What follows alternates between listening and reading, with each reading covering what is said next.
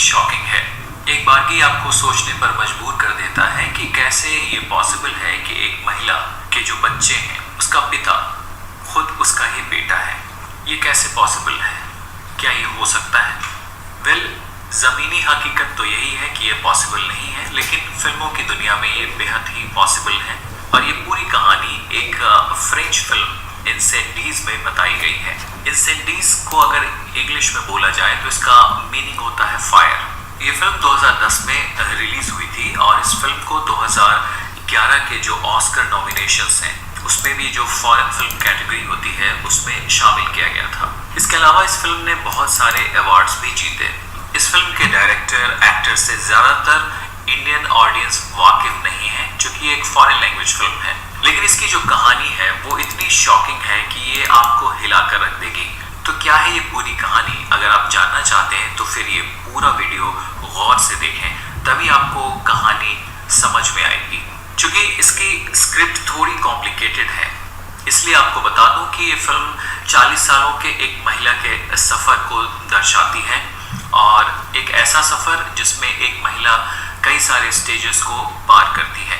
तो आइए समझते हैं कि ये कैसे पॉसिबल है कि एक महिला के जो बच्चे हैं उसका पिता खुद उसका ही बेटा निकलता है। इस फिल्म की शुरुआत जो होती है उसमें बताया गया है कि कैसे एक महिला की वसीयत को उसके बच्चों के सामने एक लॉयर पेश करते हैं, और इनमें 2 चिट्ठियाँ होती हैं।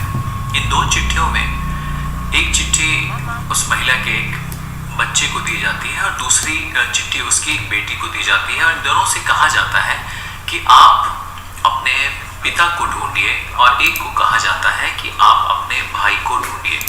और ये दोनों ही इस सफ़र पर निकल जाते हैं और इनको अपने पिता को और अपने भाई को ढूंढना होता है। इससे पहले ये वाकिफ़ नहीं होते हैं कि इनका कोई पिता भी है और इनका कोई सौतेला भाई भी है। फिल्म में कई सारे वॉर सीन रखे गए हैं जहाँ पे जो फिल्म की लीड कैरेक्टर हैं वो अपने माता की बचपन की जगहों पे जाती है, और इस दरम्यान शुरुआत में ही बताया गया है कि उनकी माँ अब इस दुनिया में नहीं है। तो सबसे पहले जब वो लेडी कैरेक्टर अपने माँ के बचपन की जगहों पे जाती है तो उन्हें जानकारी मिलती है कि उनकी माँ को अपने 20s में, मतलब जब वो 20-22 साल की रही होंगी, उस ज़माने में उनको किसी से इश्क था और उनसे उन्हें एक बच्चा हुआ। इस बच्चे को उनकी जो माँ है उनके घर वालों ने एक्सेप्ट नहीं किया और उसे मार देने के लिए कहा गया था। लेकिन डिलीवरी के वक्त जो वहाँ पे लेडी थी उन्होंने इस बच्चे को अडॉप्ट किया और उस बच्चे की परवरिश की, लेकिन उसकी माँ को ये बात पता नहीं था कि उनका ये बच्चा अब इस दुनिया में है। इस बीच उनका जो प्रेमी था उसे मार दिया गया। कहानी का पहला पोर्शन यहीं पे ख़त्म होता है।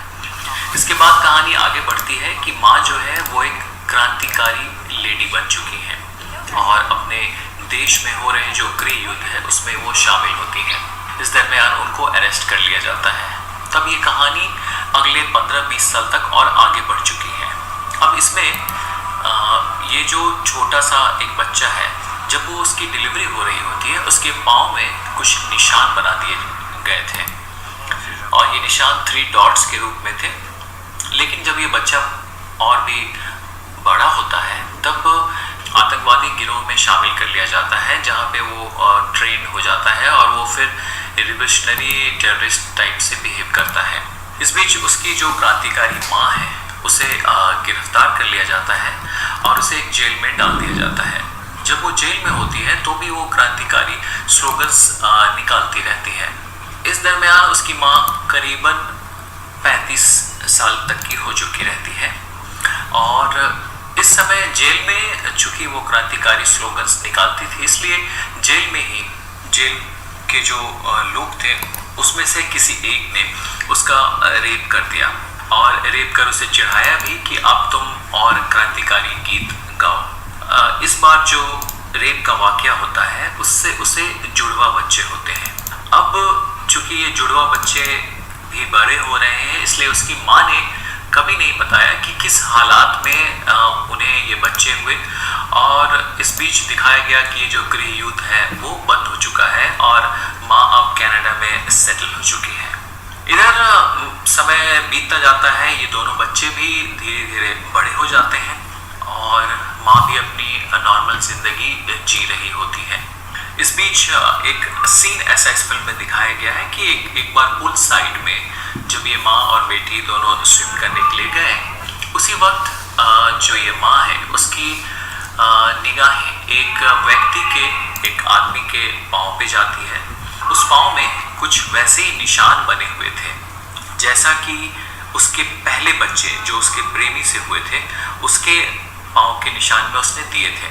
वो थोड़ी हैरान परेशान सी हो जाती है क्योंकि उसको लगता है कि ये उसका ही बेटा है।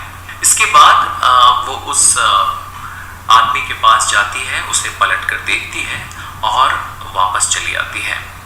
इसके बाद माँ इस दुनिया में अब नहीं है और आपको जैसे कि कहानी की शुरुआत में बताया, वो अपने वकील के पास वैसे 2 लेटर्स को छोड़ती है जिसमें अपने बच्चों से कहा गया था कि वो अपने पिता को ढूंढें और अपने भाई को ढूंढें।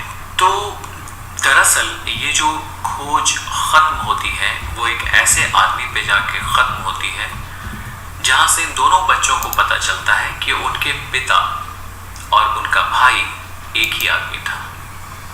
जी हाँ, यही इस फिल्म का सबसे शॉकिंग पॉइंट है, जब ये पता चलता है कि उनके पिता और उनका भाई एक ही आदमी था। अब कहानी को थोड़ा फ्लैशबैक में लेकर चलते हैं और जैसा कि आपको पहले बताया कि जेल में उस महिला के साथ रेप हुआ था और ये रेप करने वाला और कोई नहीं था, उसके यंग एज में उसका जो प्रेमी था और उससे जो बच्चा हुआ था वही लड़का था, मतलब उसका खुद का बेटा। तो कहने का मतलब ये कि एक बेटे ने ही अपनी माँ का रेप किया और उससे उसे 2 बच्चे हुए। लेकिन जिस वक्त ये वाकया हुआ उस समय उस लड़के को भी ये नहीं पता था कि ये इसकी माँ है और ना ही माँ को पता था कि ये उसका ही बेटा है। लेकिन जब फिल्म खत्म होती है तो वाकई में एक शॉकिंग एलिमेंट लाती है जब इन सौतेले भाई बहन को पता चलता है कि उनका भाई और उनका पिता एक ही आदमी था। तो इस तरह से ये फिल्म बेहद ही शॉकिंग एलिमेंट देती है और आपको बहुत कुछ सोचने पर मजबूर कर देती है।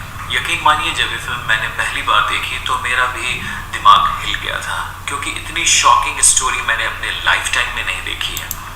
और ये तो एक कहानी है, कहानी में इमेजिनेशंस क्रिएट किए जा सकते हैं, लेकिन इतना ज़बरदस्त इमेजिनेशन और इस फिल्म को इतनी खूबसूरती से दिखाया गया है, इतना रियलिस्टिक बनाया गया है कि मैं ये ज़रूर बोलूँगा कि अगर पॉसिबल है तो ये पूरी फिल्म एक बार ज़रूर देखें और इस कहानी के मर्म को समझें।